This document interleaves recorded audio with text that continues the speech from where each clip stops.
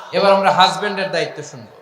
হাজবেন্ডের প্রথম দায়িত্ব হচ্ছে, হাজবেন্ড হচ্ছে caretaker of the family, incharge, protector. আর রিজালু কাওয়ামুনা আলান নিসা।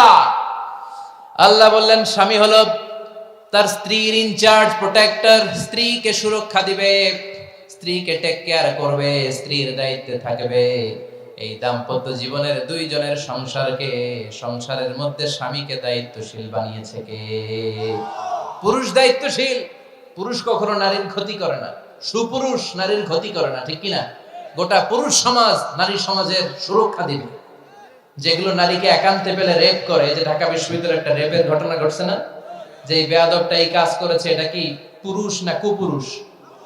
এটা কি সুপুরুষ না কুপুরুষ? সুপুরুষ নারীর প্রোটেকশন দেয়, নারীর টেক কেয়ার করে, তার ইনচার্জ, তার দায়িত্বশীল।